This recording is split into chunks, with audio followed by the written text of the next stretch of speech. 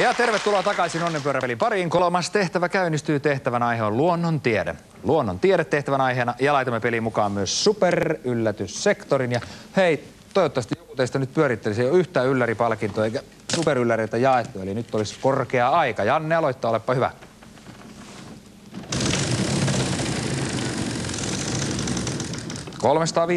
$350. S niin kuin sirkku. 1 S.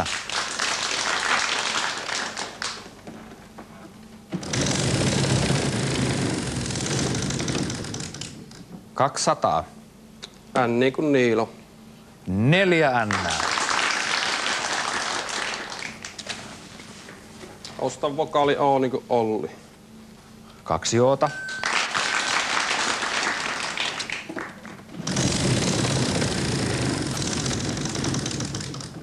$250. M niin kuin Matleena. 2 M.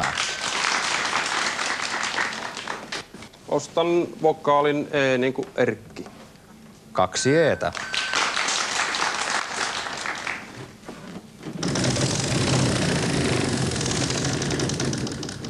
Ohi sektori. Vuoro Erkille.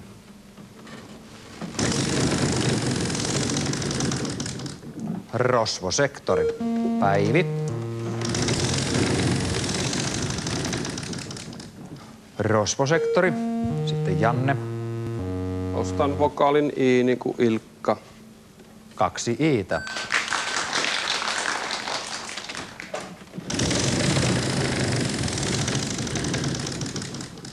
$1,300. K niin kuin Kirsi. 4 K:ta.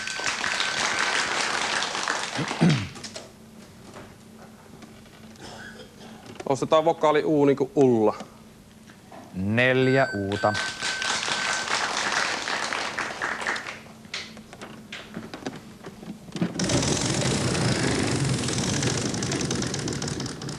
Noniin, se on siinä superyllätyssektorilla.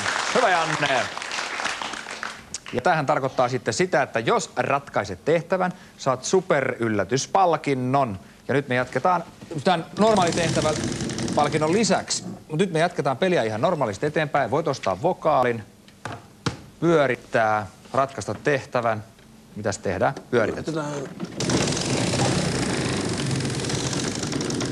Siinä on aina se oma riskinsä. Rosvosektorin 5650 pistettä lähti ja vuoro Erkille.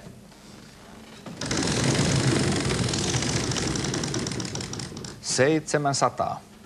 P niin kuin Pekka. 2 P:tä.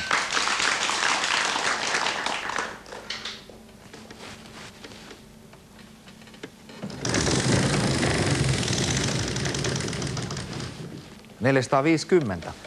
T niin kuin Tauno. Ei yhtään T-kirjainta. Sitten vuoro Päiville.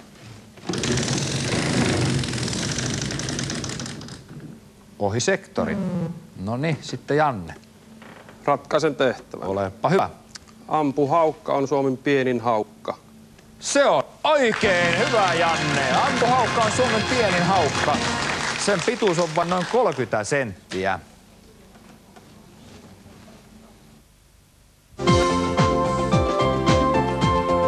Tehtävän ratkaisusta Janne saa Helsinki-Tukholma-Helsinki-risteilyn Promenade-luokassa.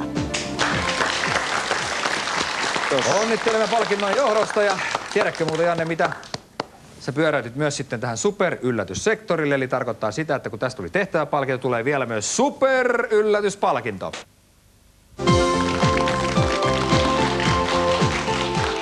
Superyllätyspalkintona on friteerauskeitin. Kiitos. Onneksi olkoon. Siinä tuli pari kärpästä yhdellä iskulla ja nyt on pelattu 3 tehtävää Onnenpyöräpelissä. Pistetilanne on seuraavalla. Ainoa, jolla on pisteitä, niin on Janne ja sä johdat, kun siirrytään 4. tehtävän pisteellä 6700. 4. tehtävä. Tehtävän aihe on sanonta. 4. tehtävä. Tehtävän aihe on sanonta ja sitten lähdetään liikkeelle. Erkki aloittaa, olepa hyvä. 250. N niin kuin Niilo. 1 N.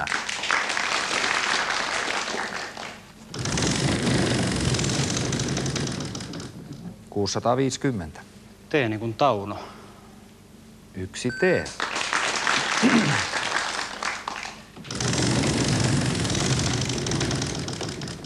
800. P niin kuin Pekka. 1 P. Otetaan vokaali A niin kuin Aimo. Ei yhtään A-kirjainta. Vuoro Päiville. Opisektori. Janne.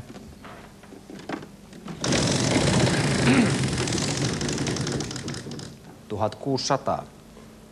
S niin kuin sisko. Ei oo S-kirjaimia. Sitten Erkki.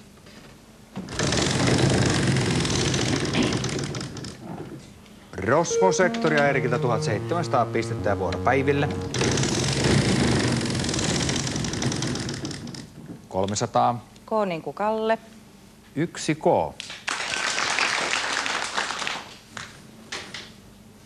Ostan vokaalin I niin kuin Ilmari. 3 Iitä.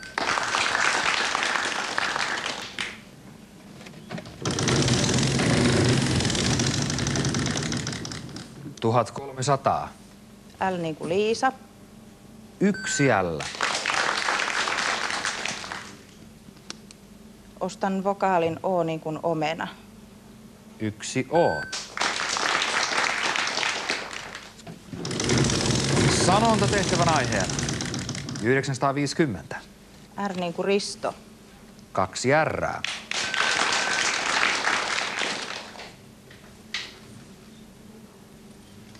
Ostan vokaalin E niin kuin Erkki. Ei yhtään E-kirjainta. Sitten Janne. Yritän ratkaista tehtävän. Olepa hyvä. Älä riko ympyröitäni. Se on kuule oikein. Hyvä Janne. Eli matemaatikko Arkimedeksen sanonta. Älä riko ympyröitäni.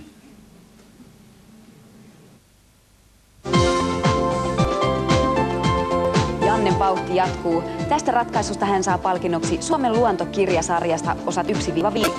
Esittelevät eläimiä. Kiitos.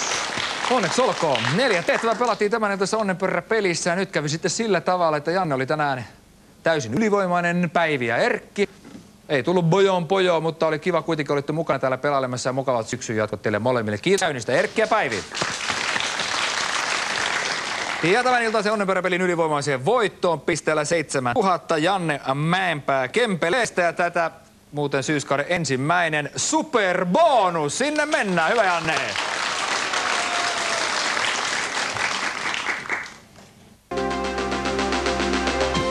Tämä oli ihan hyvä tämä syyskauden avaus. Jo 3. ohjelmassa päästiin tänne superbonukseen ja Kaima poika selvitti ties, että tänään käy sillä, että ainakin toinen Janneista sanoo oikein vastauksen. Se on totta. Se on totta.